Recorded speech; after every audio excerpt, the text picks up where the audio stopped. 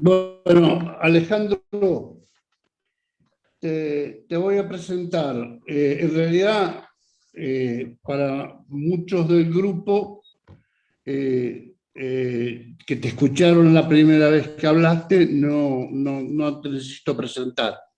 Pero para los que no estuvieron, les cuento que Alejandro nos dio una magnífica charla hace más de un año sobre tratamiento de COVID. Alejandro es jefe de servicio en el Hospital Austral y es vicepresidente de la Asociación Argentina de Medicina Respiratoria, elegido este año, lo cual, de acuerdo a los estatutos de esta asociación, el año que viene va a ser presidente. La historia es la siguiente. Lo más importante es que lo elegimos entonces, Alejandro, porque es un miembro muy activo del grupo de infecciosas de la Asociación Argentina de Medicina Respiratoria. Y por eso lo elegimos y nos gustó mucho la charla que dio y nos pareció que ya era tiempo de actualizar. Había pasado demasiado agua debajo del puente en un año y, y creemos que Alejandro nos puede actualizar muy bien qué funcionó y qué es lo que no funcionó durante todo este año y cuál es el enfoque actual de esto. Así que Alejandro, cuando quieras. Muy bien. Bueno, bueno, espero que se escuche bien. Una vez más, gracias por la invitación. Realmente cambió mucho, como decía Hernando, todo. Y esta diapositiva, por si alguno dijo, bueno, ya esperé mucho tiempo y me tengo que ir a buscar un café. Hay intervenciones, tratamientos que probaron impacto en mortalidad, sobre todo la dexametasona. Creo que ya el tocilizumab lo podemos poner en esa categoría, y vamos a hablar un poco si realmente otras intervenciones como los anticuerpos monoclonales o el baricitinib tienen ese mismo impacto. Tenemos beneficio probado en síntomas, pero no en mortalidad, con un antiviral como el remdesivir, y probablemente lo tengamos con corticoides inhalados, que es una de las novedades que voy a comentar hoy. Después hay cosas que no sirven, que dejaron de funcionar, y voy a hablar relativamente poco de ellas, porque quiero hablar mucho de las que tenemos dudas todavía, pero también quiero hablar de las que se usan mucho. Ya no tenemos evidencia de la falta de efectividad de lopinavir, ritonavir, de hidroxicloroquina, de interferón beta 1 y de plasma de convalecientes. Yo en la presentación anterior hablé un montón de plasma de convalecientes y ahora no voy a hablar nada de plasma de convalecientes. Y voy a hablar, sí, también de algunas patologías, de algunos tratamientos que están dando vueltas, por lo menos en Argentina, como el suero hiperinmune y la ivermectina, que eso sí les voy a dedicar un poquitito de tiempo, aunque no tienen beneficio en mortalidad el que probado. lo sabe es Fernando Silva Nieto. Por ahí hay alguien que si pueden silenciar, porque creo que hay alguien con el micrófono abierto. Bueno, esta era la diapositiva optimista que yo mostré el año pasado. El año pasado yo hablaba de que había dos fases de enfermedad, la de la respuesta, la invasión viral y la respuesta del huésped, que ya tenemos bastante claro que lo que termina liquidando a los pacientes es la respuesta inflamatoria excesiva, el fuego amigo, y en esa época creíamos que teníamos un montón de herramientas terapéuticas como remdesivir, hidroxicloroquina, plasma de convalecientes. Pensábamos que los corticoides no eran tan buenos, pensábamos si las estatinas, las inmunoglobulinas, al final, bueno, nos pasó una cosa rara, que yo cuando vi la película Contagio, que por ahí algunos de ustedes ya la han visto, la película Steven Soderbergh sobre una pandemia, que es la que mejor representa lo que pasó en la realidad, yo decía, acá hay cosas que son absurdas. ¿Cómo va a aparecer un personaje que promociona el uso de un medicamento que se llama Forsythia y aparece en las redes sociales promocionando un tratamiento sin efecto y todo el mundo le da bolilla? Yo me parecía absurdo. Bueno, fue lo que más comúnmente vimos en la pandemia, el uso de tratamientos sin evidencia, con respaldo desde autoridades sanitarias y a veces por laboratorios farmacéuticos o grupos de opinión, e incluso usándolos como alternativa a las vacunaciones. Hoy en día... Ale, sí. Sí. Permitime aclarar una cosa. Es probable que, como es atípica, la reunión dure un tiempo y se corte. Si se corta, por favor, todo el mundo vuelva a entrar. Perfecto. Gracias por el aviso. Gracias. Lo mismo. Eventualmente, si quieren, bueno, no, hagamos la misma, porque yo podría empezar una con mi cuenta de Zoom y que no se corte, pero da igual, no va a ser tan larga tampoco. Sigamos de esa manera, la consigna es la correcta. Esto es el resultado de la evaluación en septiembre de este año del CONETEC, que es un órgano del Ministerio de Salud de Argentina, en donde un poco termina diciendo lo que terminamos viendo, que no tenemos tantas herramientas terapéuticas, ¿ok? No tenemos tantas intervenciones que puedan servir, que la gran mayoría han terminado mostrando que no tienen efecto, o que los efectos adversos son desproporcionados con respecto a los beneficios, y se nos terminó creando una especie de cementerio de intervenciones terapéuticas, que ahí enterramos también a otras, como el suero hiperinmune o el plasma de convalecientes. Pero la verdad es que a pesar de que no podemos escaparnos nosotros mismos, como decía Morris, es la realidad que tenemos, y también tenemos la buena noticia de que hay tratamientos que son francamente efectivos y que nos han cambiado la historia de la evolución de los pacientes con COVID.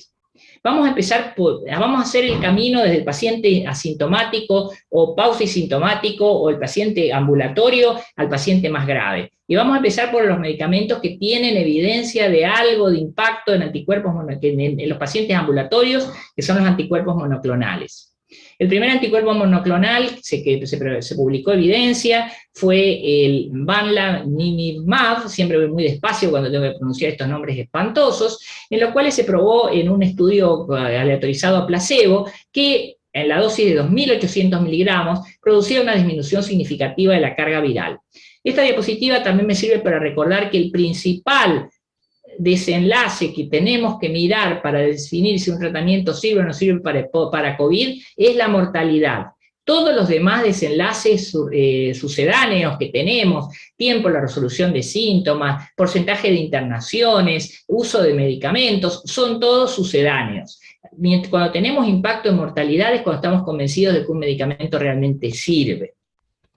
En este caso, los anticuerpos monoclonales terminaron mostrando en sus estudios impacto en mortalidad, obviamente de menos impacto, de menos magnitud que los que están, los que se usan en pacientes internados.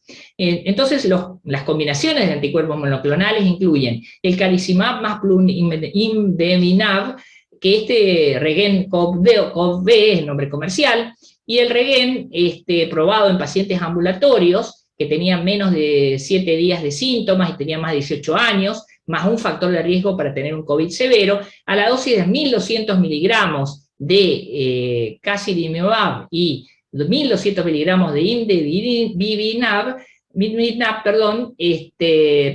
mostraban tener un beneficio en disminución de el desenlace compuesto, que es un poquito menos puro que el desenlace puro de mortalidad, pero tenía una disminución del 71% del riesgo relativo de las internaciones y de la mortalidad en pacientes con COVID. Con lo cual, ya el panel norteamericano del NIH recomienda su uso en pacientes que tienen enfermedad leve y son ambulatorios y tienen factores de riesgo para enfermedad severa. Obviamente el costo de estos cócteles es altísimo y es por eso que en realidad están restringidos en todo el mundo, creo, no solamente en nuestro país.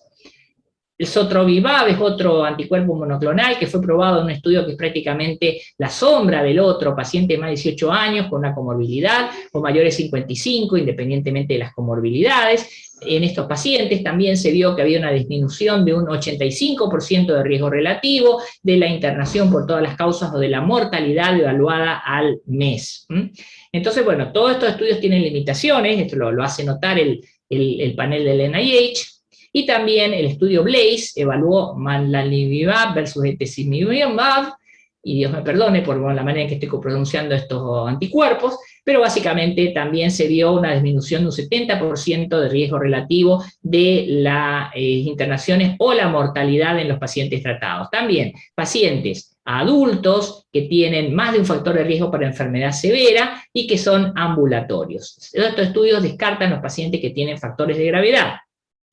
Entonces, cuando parecía que esto podía ser una cosa muy ampliamente utilizada, surgió la preocupación de que, como estos anticuerpos se dirigen contra la proteína espiga, contra el spike, al aparecer variantes, las variantes podrían no reaccionar de la misma manera, no ser bloqueadas de la misma manera por los anticuerpos monoclonales, y eso es lo que se ve en particular con la beta, que es la variante proveniente de Sudáfrica, y con nuestra variante gamma, que es la variante Manaus, la P1, que es una de las dos variantes más frecuentes en Argentina. Ahí parece haber, como decimos, problemas de la capacidad, de la actividad de estos, por lo menos de la combinación de malanimab más etesevimab, probablemente no funcione en estos grupos de pacientes, con lo cual es muy importante tener en cuenta para la indicación de anticuerpos monoclonales, si estamos hablando de variante wild type, de la variante aborigen, o si estamos hablando de otras variantes virales, porque no es la misma la respuesta que tienen ante estos anticuerpos.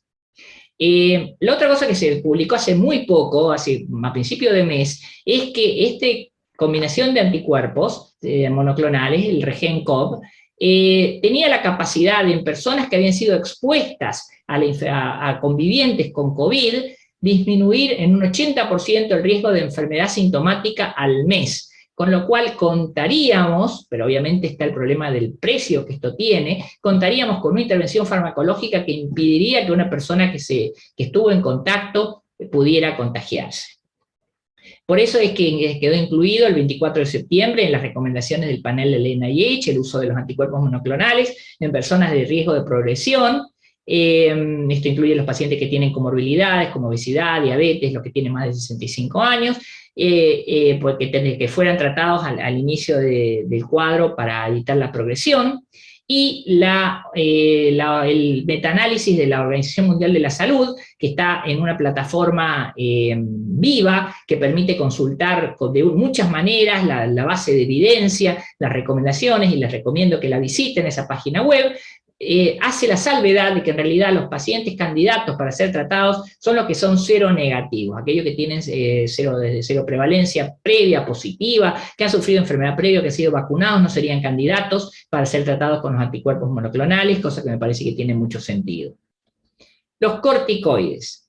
Y vamos a empezar al revés, vamos a hablar de los corticoides en los pacientes leves, los corticoides inhalados. Se publicaron 2 trabajos de investigación, el STOIC y el Principle, de budesonida comparada contra cuidado habitual en dosis de 1.600 miligramos. Todos estos estudios lo que se llama tratamiento temprano. El tratamiento temprano, cuando yo escucho esa palabra, a mí me corre un escalofrío por la espalda, porque es lo que suelen usar los vendedores de fantasías, en concreto de la ivermectina, para promocionar sus tratamientos, hablar de tratamiento temprano, pero bueno, son tratamientos tempranos, que supuestamente se indican en pacientes que no tienen enfermedad grave y que están entre los 7 días de la fecha de inicio de síntomas. En el estudio STOIC se utilizaron como desenlaces visitas a guardia, urgencias e internaciones, y se vio que efectivamente la budesonida se asociaba con una disminución significativa de los eventos, visitas a guardias, urgencias e internaciones, con un número necesario de tratar de 8 casos necesarios para tratar, para evitar la aparición de una visita a guardia, una urgencia o una internación. Parece muy lindo. El problema es que, como pueden ver, el grupo de pacientes evaluados anda por 146, con lo cual es un grupo bastante chico considerando el tamaño del impacto. Un poquito más amplio, más grande, es el número muestral que utiliza el estudio Principle. El estudio Principle reclutó 1.073 pacientes que se le autorizaron a budesonide y 1.988 cuidado habitual. Ahí se vio que los pacientes que estaban autorizados a budesonide tenían una significativa diferencia en el tiempo de la recuperación, 2 días contra 14 días, pero no tenían una diferencia estadísticamente significativa de evolución a internación o muerte. Esto me parece que es un poquito más real que lo que muestra el estudio STOIC.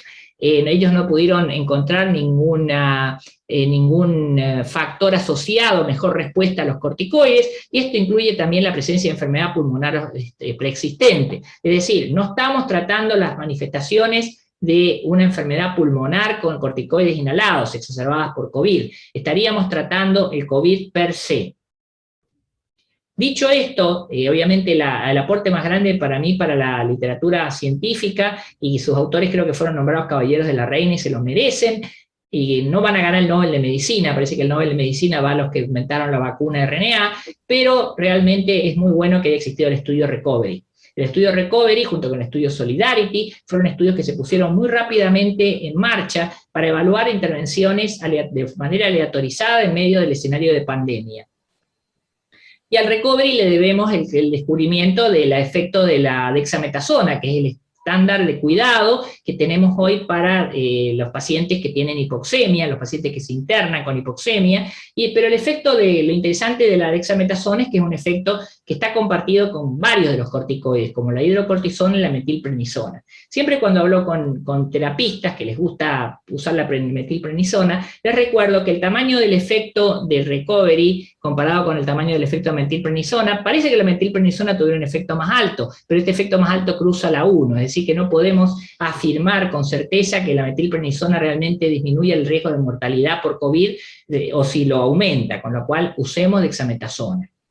Como decía, todos los grupos de pacientes se benefician de los corticoides sistémicos, pero obviamente todos los pacientes internados, es decir, hay un riesgo y está contraindicado el uso de los corticoides sistémicos en aquellos pacientes que no tienen hipoxemia. Y otra de las cosas increíbles que uno vio durante la pandemia en su peor momento es la cantidad de pacientes que recibieron corticoides sin necesidad. Afortunadamente, en la práctica cotidiana no se tuvieron grandes problemas, pero en los ensayos clínicos parecen asociarse en aumento de riesgo.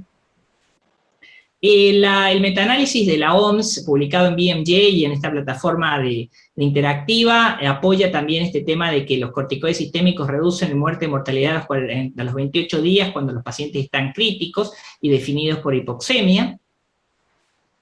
Y vamos a hablar un poco de los antivirales. Los antivirales, creímos que la hidroxicloroquina era un antiviral y nos entusiasmamos con ella para después abandonarla por la dexametasona como el tratamiento más utilizado. De hecho, a nivel mundial se usó muchísimo el tema de la hidroxicloroquina. Y el lopinavir-ritonavir, que fue el primer medicamento que se aconsejó en Argentina para uso en pacientes COVID, se demostró que no tenía efecto sobre la mortalidad a 28 días comparado contra cuidado estándar en estudio aleatorizado. Estos fueron uno de los resultados del Recovery. El Recovery sigue en marcha y creo que nos va a seguir dando resultados que nos van a orientar en lo que nos queda por delante, que esperemos que no sea mucho de pandemia. El Remdesivir hizo su aparición el año pasado con un ensayo clínico en el cual se utilizó como resultado la mejoría clínica. Yo les comenté esto de que la mejoría clínica no es el mejor desenlace para poder evaluar una intervención en COVID. En este ensayo, en los pacientes aleatorizados a 200 miligramos de Remdesivir el primer día y luego 9 días de 100 miligramos de Remdesivir, reclutaron pacientes de edades medias, 64% de varones, con 2 o más comorbilidades en 55% de los casos, 50% hipertensos, y ellos vieron que los pacientes que estaban tratados tenían menos días al alta, una mediana menor de días al alta.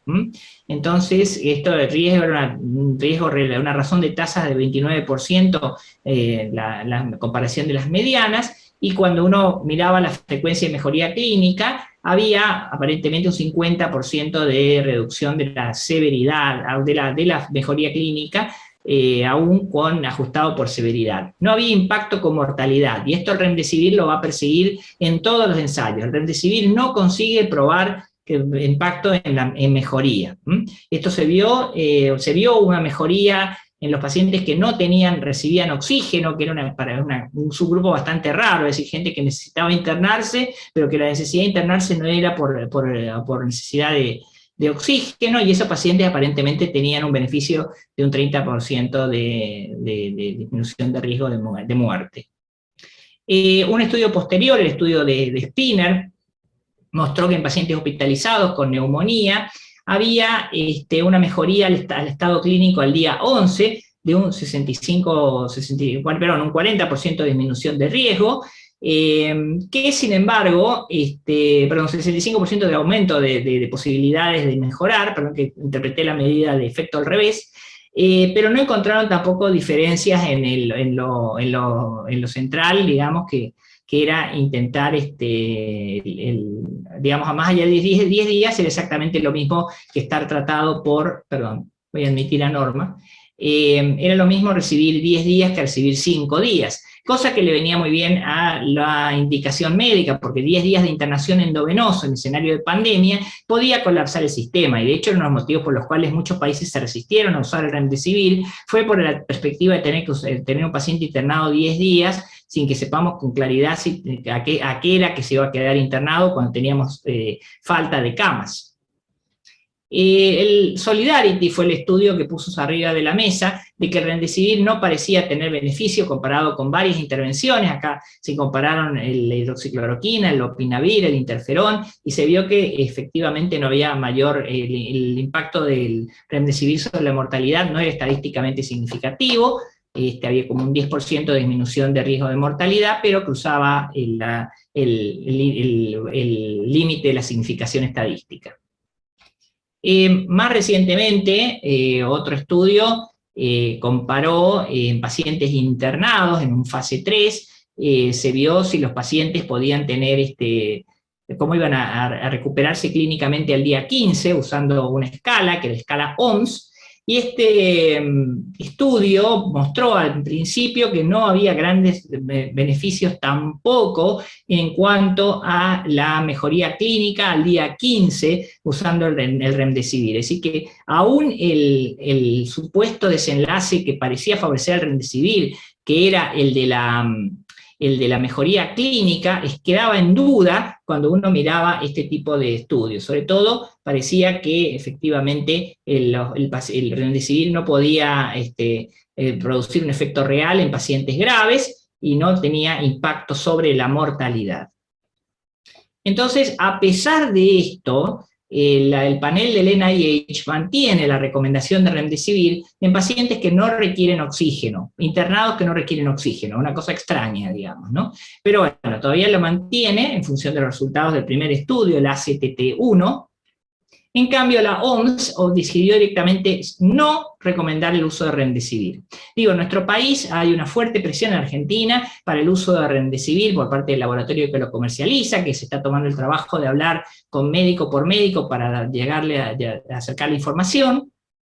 Y lo que nos acercan, básicamente, es estudios de vida real, con resultados o desenlaces sucedáneos, en donde el tiempo, la mejoría clínica o la carga viral parecen mejorar en pacientes que han recibido remdesivir, pero estos estudios, una vez más, no son estudios aleatorizados y no podemos, me parece, tomar decisiones en función de este tipo de resultados. Hace unos pocos días, una semana, se publicó el resultado de un estudio fase 3, en donde ellos, usando 3 días de remdesivir, aparentemente pudieron disminuir el riesgo de internación o muerte al día 29, en un 87%, y redujeron a un 81% el riesgo de ocurrencia del desenlace de consultas médicas o muerte. Una vez más, yo desconfío mucho de los desenlaces sucedáneos, cuando yo mezclo muerte con internación o muerte con consulta médica, me parece que no son cosas que sean comparables. Vamos a hablar de los modificadores de la respuesta inmune, que fueron como la última incorporación al arsenal terapéutico. El Recovery también evaluó el impacto del tocilizumab, comparado contra cuidado habitual, 400 miligramos a 800 miligramos según peso, 1 o 2 dosis, en pacientes con más de 60 años, en su mayoría varones, con 9 días de inicio de síntomas del principio, un 13% de ellos ventilados, 54% de comorbilidades, 28% de diabéticos, y encontraron menor mortalidad en el grupo tratado con tocilizumab y mayor probabilidad de alta a los 28 días. El riesgo de morir o de requerir ARM, en los que no estaban en ARM al momento del inicio, también se disminuyó en un porcentaje de un 16%, bien digo. El tocilizumab, con estos resultados, se asocia a un beneficio más o menos modesto de mortalidad en los pacientes hipoxémicos que tienen evidencia de PCR elevada. Y es interesante ver que el tocilizumab, como vamos a ver en otros estudios también, necesita de los corticoides. El beneficio se ve en pacientes que están tratados con corticoides y no se ve en aquellos pacientes que no han recibido corticoides. O sea que necesitamos seguir usando los corticoides en presencia, cuando tenemos disponibilidad de tocilizumab. Los autores del estudio Recovery hicieron un metaanálisis, incluyendo todos los estudios clínicos aleatorizados que había habido hasta ese momento, y ellos ahí encontraron de que con la fuerza el tamaño de muestra que estaba aportando el recovery a este estudio, este cuadradito tan denso acá, podían demostrar este beneficio de mejoría que en ausencia del recovery cruzaba la línea de significación estadística. El tocilizumab, en este estudio también realizado en Francia, se puede ver que es más claro el beneficio del tocilizumab cuando el paciente está altamente inflamado, con más de 150 miligramos por litro, que cuando tiene menos de 150 miligramos por litro. Es decir, que realmente es muy importante, es más importante o más claro que el paciente esté inflamado, que esto es un corte muy superior al del recovery, que usaba 7,5, están usando 15 miligramos por decilitro, y están hablando también de mejoría cuando usamos un punto de corte distinto. Dicho esto, el tocilizumab lo hemos incorporado en varios hospitales como el que yo trabajo, y digamos, esto es el famoso comentario de mi experiencia, a veces a mí me da un poco de preocupación, pero lo que uno ve es que los pacientes están andando. Es decir, creo que hay varios pacientes que estoy siguiendo, que recibieron tocilizumab durante la internación y que salieron adelante, y que uno se queda con la duda de qué hubiera pasado si no lo hubieran recibido. El sarilumab es otro bloqueante de la interleuquina 6, y que también mostró una equivalencia en su resultado de sobrevida con el tocilizumab, con lo cual se pueden usar de manera intercambiable. No es el caso de anakinra, otro bloqueante de interleuquina 6, que no mostró compararse sus resultados al tocilizumab. Acá el momento es cuando usamos el tocilizumab. El momento es enfermedad severa, moderada, que está pasando a crítica, ese es más o menos el escenario del recovery, y que están ampliamente inflamados. La gran preocupación con el uso de tocilizumab es el riesgo de infección secundaria. En Estados Unidos fue muy importante este riesgo, sobre todo infecciones a hongos, a cándida. Lo que yo conozco de los hospitales que hemos usado en Argentina no hemos tenido tan mala suerte, pero realmente es un tema para tener en cuenta y una potencial limitación para su uso, más allá del costo.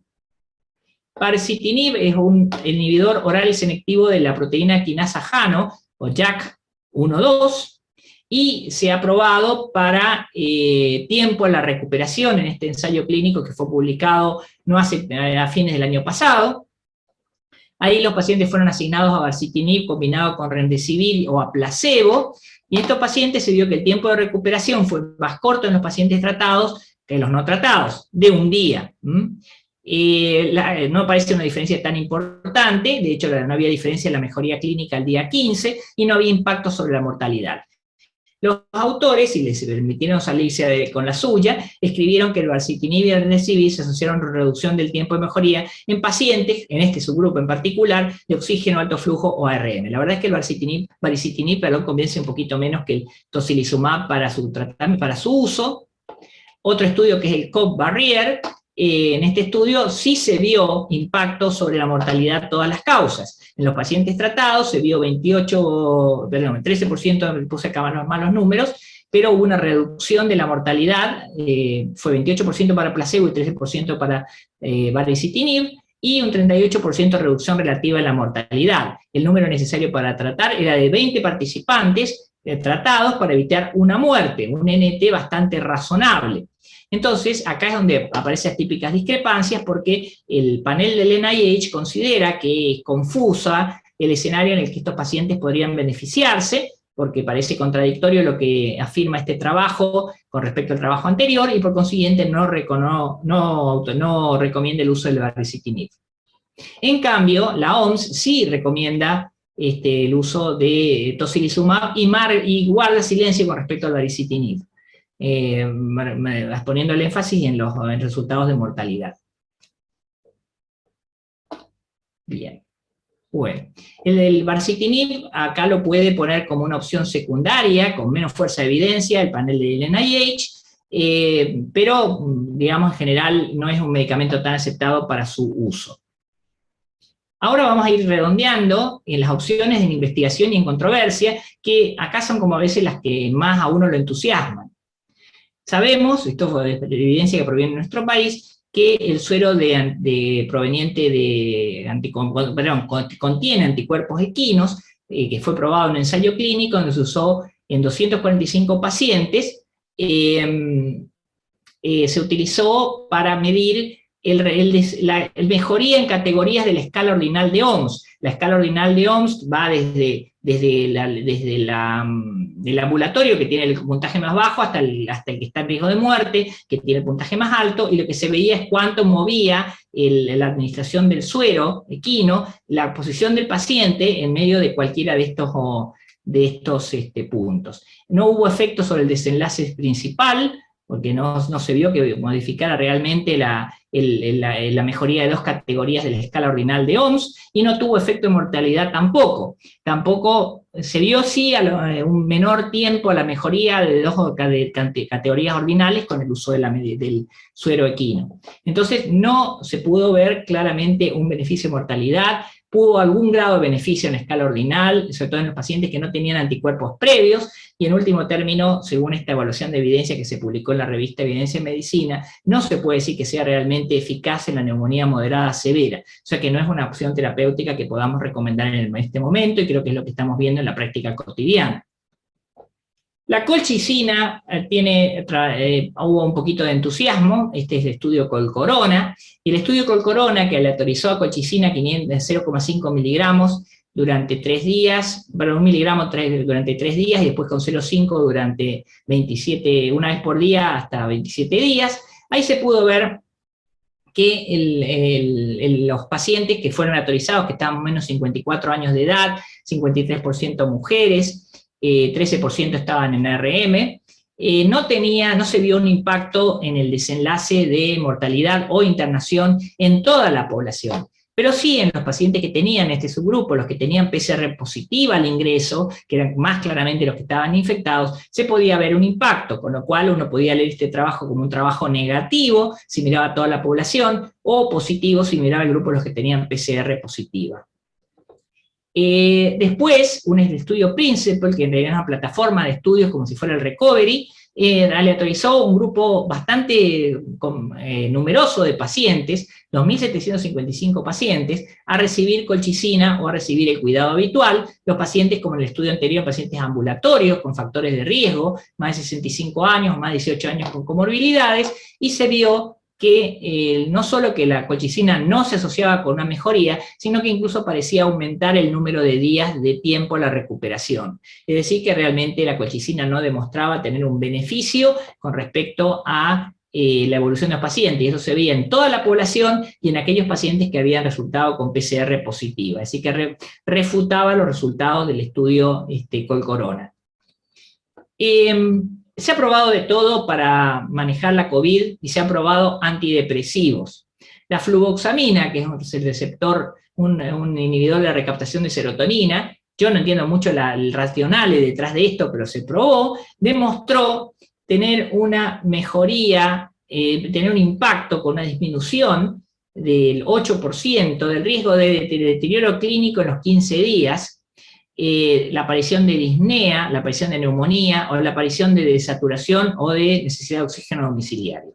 Una vez más, yo le tengo bastante poca confianza a estos desenlaces secundarios. Me gustaría ver un estudio de fluvoxamina con impacto en mortalidad, antes de poder decir si realmente puede servir de algo o no.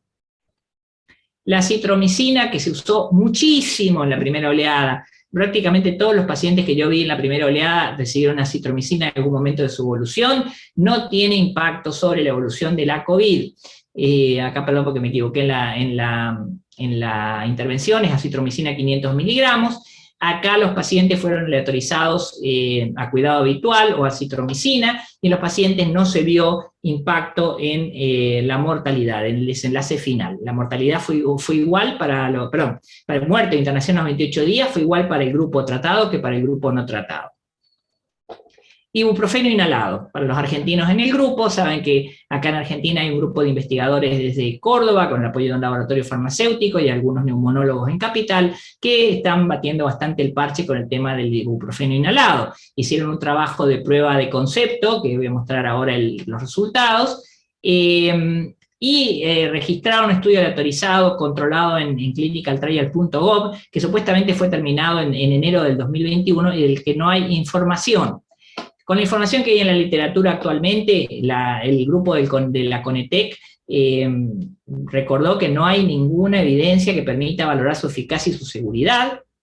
Después del informe de Coneteco, más o menos en la misma época, el grupo de investigador argentino publicó este trabajo, que no es un estudio aleatorizado, en donde ellos postulan que la utilización de ibuprofeno con una conducta compasiva revertió la hipoxia de los pacientes. Estos teóricamente son la saturación de oxígeno de los pacientes incluidos, que fueron 327 pacientes nebulizados con ibuprofeno, y esta es la evolución de sus saturaciones. El punto es que yo no veo acá, y me hubiera gustado ver la saturación de los pacientes controles, los controles contemporáneos, que no fueron aleatorizados, ¿no? Ellos también afirman que la duración de la internación en el hospital fue más larga para los pacientes controlados que contra los tratados. También que la saturación, ahí llegó Juan Carlos, la saturación de los pacientes controles, fue mejor la de los ibuprofeno que los controles. Acá en la tabla se ve al revés, pero el texto dice eso, y supuestamente hubo un beneficio de mortalidad, porque estos pacientes tratados con ibuprofeno se murieron 10%, y los controles un 19%. Esto en los pacientes que no estaban en ventilación mecánica inicial, y el beneficio aparentemente también se vería en los pacientes que estaban en ventilación mecánica, con mejor saturación con el ibuprofeno que los controles, y con menos mortalidad en los tratados con ibuprofeno que con los tratados sin ibuprofeno. Ahora bien, ninguna terapia intensiva que yo conozca tuvo 80% de mortalidad durante la pandemia, por lo menos en Argentina. Yo creo que la mortalidad anduvo como mucho en un 40-50%, según los números que yo tengo en la cabeza del estudio de lista extensor, y la mayoría de las terapias andan en un 20 y 30%, con lo cual esto me llama poderosamente la atención. Bueno, la ivermectina. La colaboración Cochrane hizo un estudio, una metaanálisis de 14 estudios con 1.678 participantes. Entonces, lo primero que hizo la colaboración Cochrane fue descartar los estudios de baja calidad, o por lo menos calificarlos como estudios de baja calidad, y excluir aquellos estudios en que no quedaba claro que fueran aleatorizados. Hay un estudio argentino que se repite hasta el cansancio, y una y otra vez, realizado en el Hospital Leurnequian de Ezeiza y en otros centros de Argentina, en donde no quedaba claro si los pacientes habían sido aleatorizados o no para prevenir COVID, y entonces era personal de salud, y entonces ese estudio fue excluido de este metaanálisis. Bueno, para el estándar de mortalidad en enfermedad moderada severa, pacientes internados, no queda claro si la ivermectina se asocia con una disminución de un 14% del riesgo de morirse, o si duplica el riesgo de morirse. Los estudios son de muy mala calidad, la certeza y la evidencia es muy pobre. Lo mismo pasa con el empeoramiento clínico, con la necesidad de oxígeno. De manera similar, los pacientes que tenían enfermedad leve, pacientes ambulatorios, tampoco podemos saber si la ivermectina se asocia a una mejoría, a un 1% de mejoría, o a 8 veces más riesgo de muerte. Así que tampoco podemos saber si sirve o no sirve. Y sí, la tendencia central parece ser para la protección, pero la tendencia central acá, con respecto al empeoramiento clínico, es mayor, es decir, se podría estar asociando a 3 veces más riesgo de empeoramiento clínico en pacientes ambulatorios. Para la prevención de infecciones, realmente no había manera de poder realizar estudios bien realizados, y no hubo desarrollo, no hubo estudios bien diseñados que hayan podido permitir evaluar este resultado. Hay 2 estudios negativos, uno de Brasil y otro de Corrientes, pero que en principio por las dificultades de sesgo de realización no fueron incluidos en el estudio. Para terminar, acá con la ivermectina la cosa ya se pone un poquito más espesa, porque ha habido varios investigadores, más bien han sido periodistas científicos más que investigadores, un poco distinto el caso de Health Nerd, que tiene una cuenta de Twitter muy entretenida sobre este tema, este sí es investigador, que han descubierto de que muchos de los trabajos que se hablan de la ivermectina están basados en datos fabricados, y uno de ellos, reducido por el primer autor es El Gazar, un estudio egipcio, se tuvo que retirar porque justamente se probó que el estudio era fraudulento, que era fabricado. También se ha visto esto, o se ha indagado con respecto al trabajo argentino. El trabajo argentino, una periodista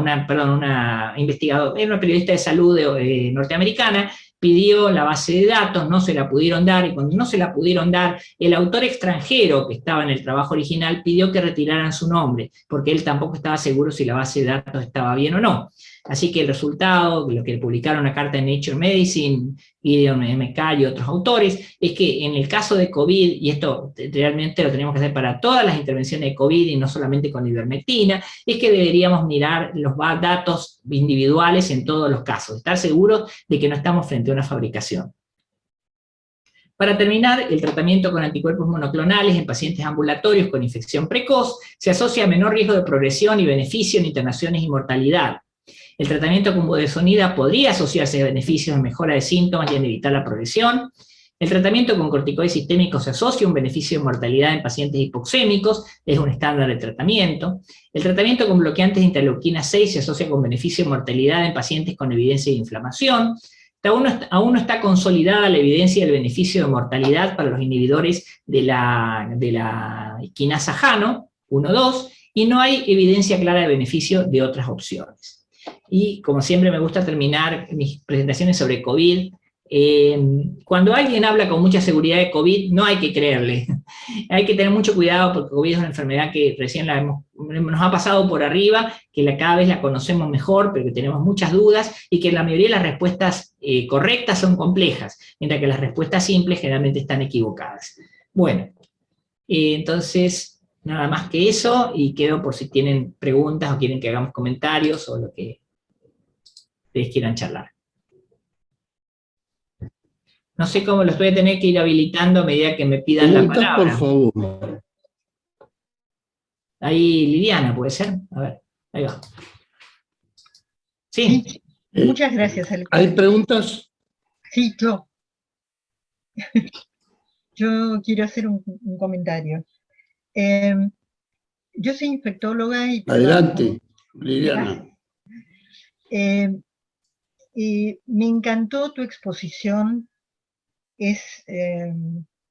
Pone blanco sobre negro cosas que están dando vueltas en el aire, y que los pacientes nos preguntan, y los familiares fundamentalmente nos preguntaban mucho. Yo soy infectóloga de la Suiza Argentina y trabajo en internación ahí.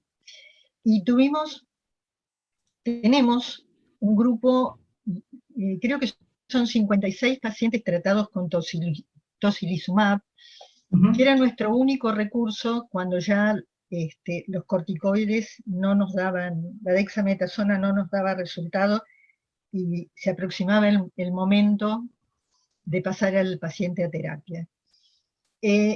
No tenemos grupo control, no va a ser un trabajo serio, y sí lo utilizamos en los pacientes que tenían PCRs elevadas, o sea que estaban claramente inflamados a expensas de la interleuquina 6. Y estamos muy felices con los resultados. En realidad, para lo único que nos va a servir ese trabajo es para, en el seguimiento de los pacientes, poder decir que no tuvimos infecciones fúngicas graves, severas, y que tampoco bacterianas severas, y nada más. En el mar de trabajos que leímos, eran terriblemente confusos, pero no encontramos ninguno que seriamente asociara el uso de dexametasona al tocilizumab, que era la manera en que nosotros decidimos utilizarlo en forma sucesiva, ¿no? Y conjunta. Así que gracias por tu exposición y gracias por la paciencia que has tenido con nosotros. Bueno, no, yo quiero reforzar lo que dijo Liliana. Nosotros la experiencia del Austral, que es más chica, de ser 25 pacientes, porque empezamos medio tarde, nos costó tomar la decisión, ¿no? Como creo que le pasó a todo el mundo, de incluir los protocolos de investigación, de los protocolos de tratamiento, nos fue muy bien también. O sea, también vimos que no tuvimos tantas infecciones ni fúngicas ni bacterianas, y vimos muchos pacientes recuperados, que eran pacientes que uno se acordaba que no hubieran andado bien en la primera oleada de manejo de la pandemia. Una cosa interesante quizá Liliana, de las experiencias de ustedes puede aportar información. Los terapistas son muy renuentes a empezar tocilizumab en pacientes que están ventilados, y yo no encontré en la literatura, incluso encontré un trabajo a favor del uso de tocilizumab en pacientes ventilados. Yo creo que si la experiencia de ustedes puede iluminar un poquito esto, y no sé cómo lo vieron ustedes, pues nosotros lo terminamos usando, pero siempre cada vez que lo vamos a usar es una discusión con el terapista, no sé si Es que ustedes nosotros también. no les preguntábamos a los terapistas. Okay. Nosotros tomábamos la decisión en los pacientes que incrementaban su consumo de oxígeno en 24, 48 horas, descartábamos HIV y alguna hepatitis crónica, y si lo descartábamos y teníamos hemocultivos negativos, en algunos también hemos hecho procalcitonina,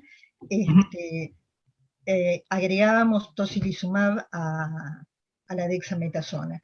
Y la sensación que tenemos es que les evitamos a unos cuantos pacientes en su paso a terapia,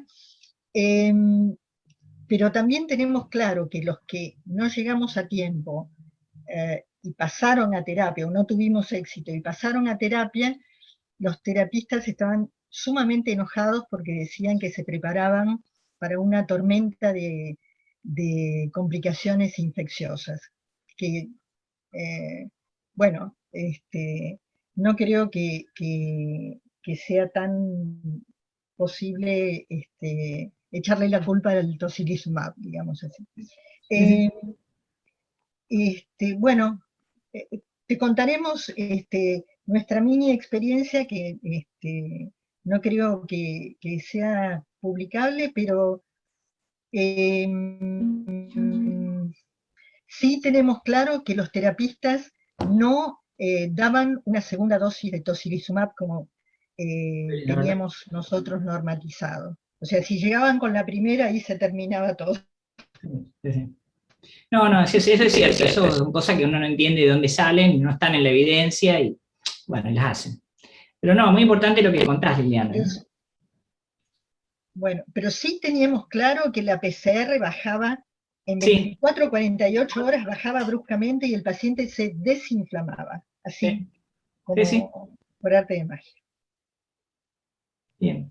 Si alguien más quiere hacer preguntas, ¿saben cómo levantar la mano, no? Aparte de levantarla en la pantalla, porque a veces no lo veo todos al mismo tiempo, lo hacen con esto, ¿no? Con el iconito que dice reacciones, le pueden levantar la mano y ahí los veo, con los que tienen la cámara apagada.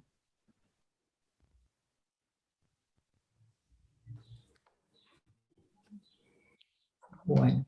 Sí, Carlos, para que te desmuteo. No, bueno, yo había puesto una pregunta en el chat. Vos hablaste algo de mortalidad en terapia, pero no sé si tenés algún comentario sobre la mortalidad en ARM en Argentina.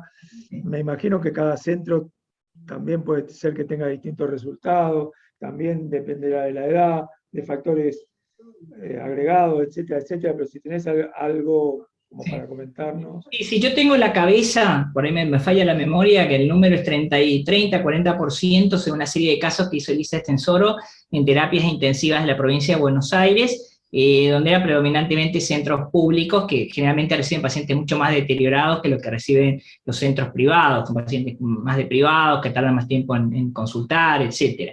Entonces, la experiencia de la mayoría de los privados anda más o menos por un 20%. Esto es mortalidad de terapia intensiva global. En general, casi todos los que entran a terapia intensiva están ventilados, ¿no?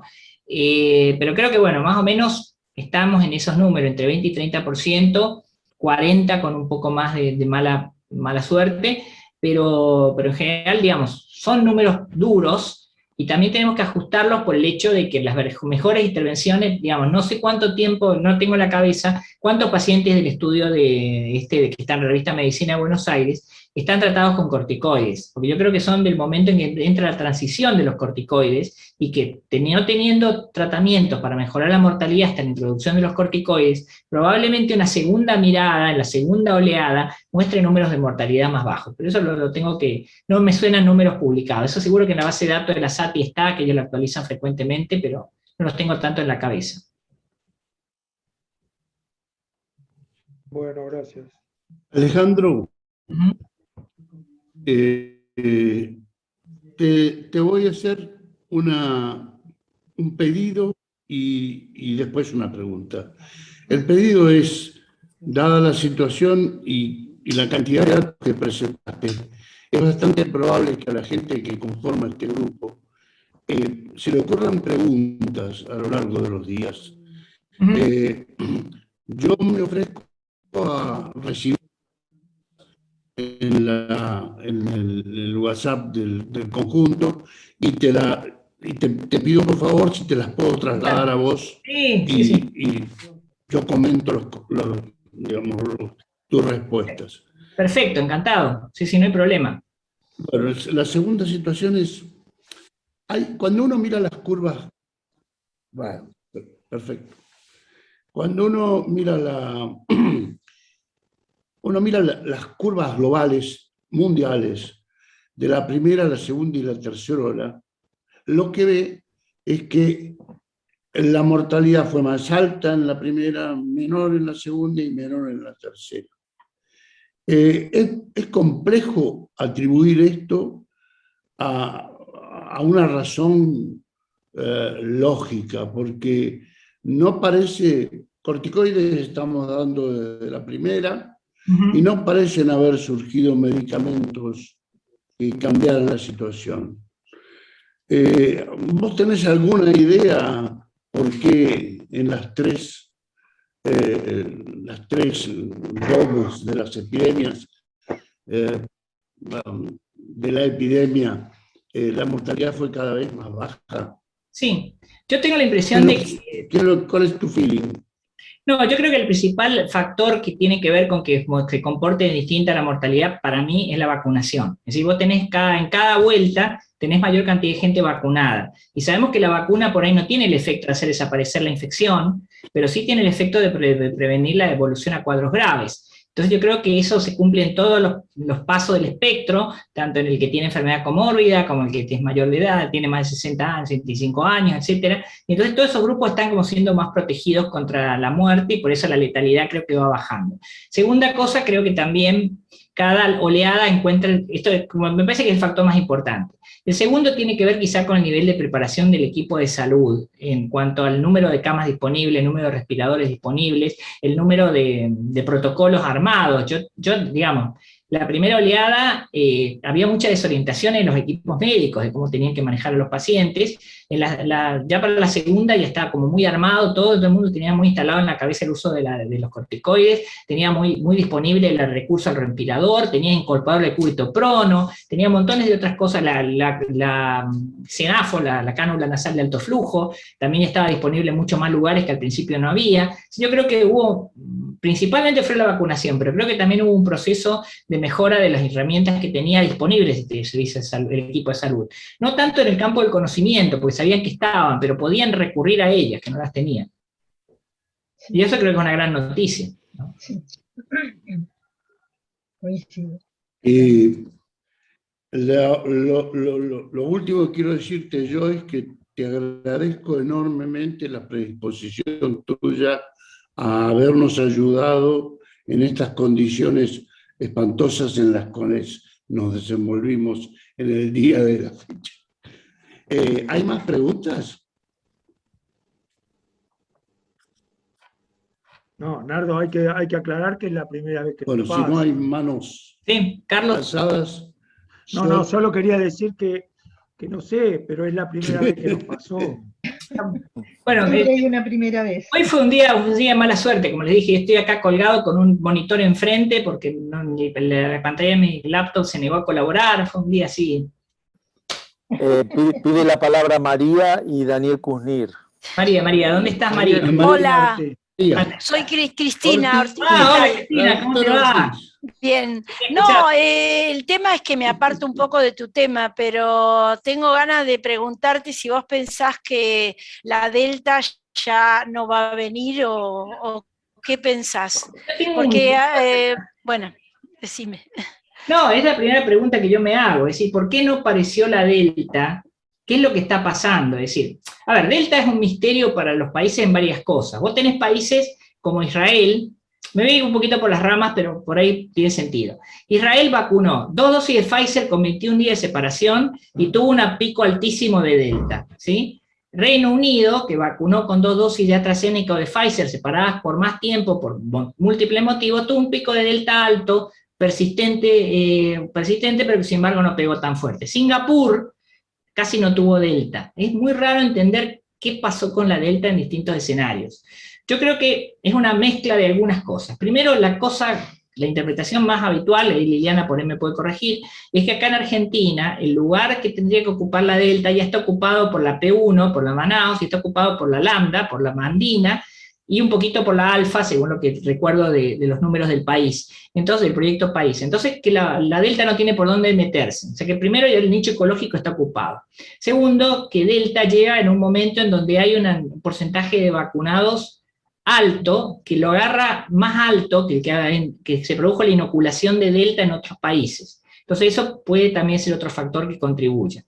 Y después la otra cosa rara, que yo le he leído en algo de la literatura, es que la Delta tiene la capacidad de dispersarse sobre todo en la población joven, y que acá probablemente entró tarde en ese grupo. En cambio, en Europa, por lo menos, en Europa estuvo muy relajada el comportamiento de la gente joven muy precozmente en la pandemia, y ahí la Delta encontró dónde hacerse el festín. Yo creo que como la pregunta de Hernando, es una combinación de muchos factores. Quizá tenemos mala suerte y aparece la Delta dentro de unas semanas y nos pega con todo en los dientes. Pero a mí la impresión que tengo es que si no pasó hasta ahora, no sé si va a pasar, espero, no sé, yo soy muy optimista con eso, pero la verdad es que me parece que hay algún fenómeno que puede ser una combinación del nicho ecológico ocupado por otras variantes, porque la Lambda y la P1 no están en el hemisferio norte, y el hecho del alto porcentaje de vacunados, que sabemos que aún para la Delta, si bien necesitamos 2 dosis, y eso no queda la menor duda de toda la literatura,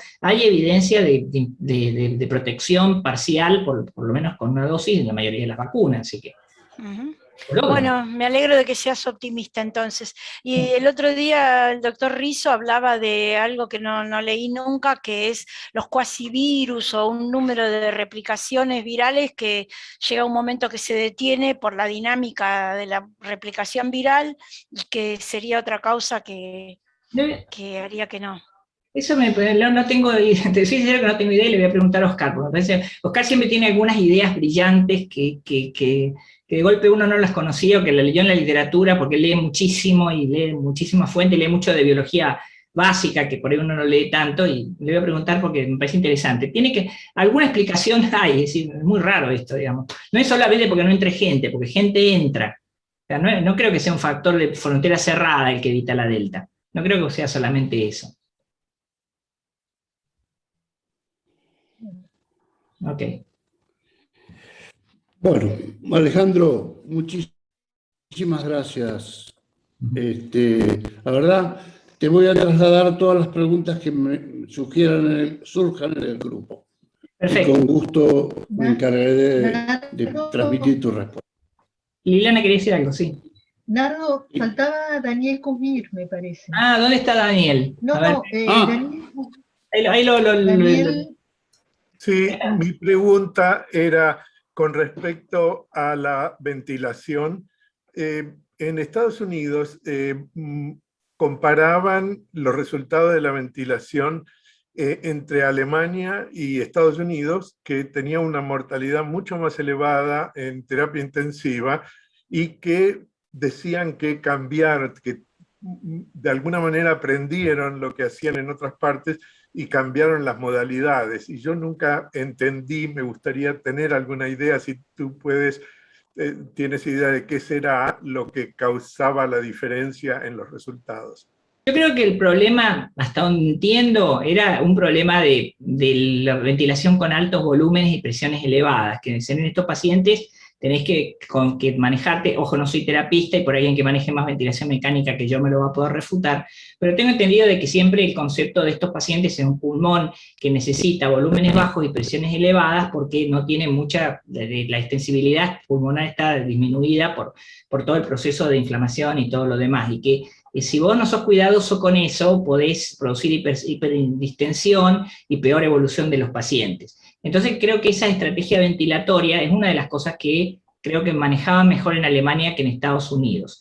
Después una cosa que yo no tengo tan clara, y leí algún paper por ahí del timing de intubación, porque creo que una acusación que se hacía muy frecuentemente a los terapistas norteamericanos es que tendían a intubar muy precozmente a los pacientes, porque hasta incluso por motivos financieros, porque era más fácil, más útil facturar un paciente ventilado un día que no ventilado un día, y entonces que tendían a intubar muy precozmente. Esa yo lo leí también por ahí, no lo tengo tan claramente definido, pero también hay que ser tiempista. El tercer factor, que creo que no es tan distinto entre esas terapias, es el tema del decúbito prono. Esa es otra cosa que también ayudaba mucho, y el decúbito prono para las terapias intensivas es una inversión de recursos terrible, y por eso es que es complicado que lo puedan instrumentar. Por eso ahí, eso también habría que mirarlo. No lo tengo tan claro para diferencias entre países, pero sí, sobre todo la estrategia ventilatoria tiene que ser protectora del pulmón, y el timing de intubación es una cosa difícil de definir. Acá en Argentina la experiencia mía es que los terapistas son muy aguantadores con el timing de intubación, esperan, los aguantan, ponen BNI, ponen CNAFO,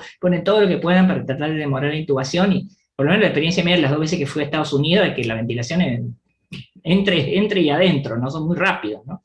Para eso, y a lo mejor acá no los ayudó. Muchas gracias.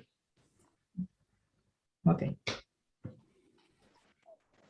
Bueno, entonces yo, lo que voy a hacer, obviamente me despido, voy a parar. Bueno, ahora sí, gracias. Pido a Nando y a Carlos el link para que se puedan descargar la grabación y lo puedan editar y después subirlo al grupo.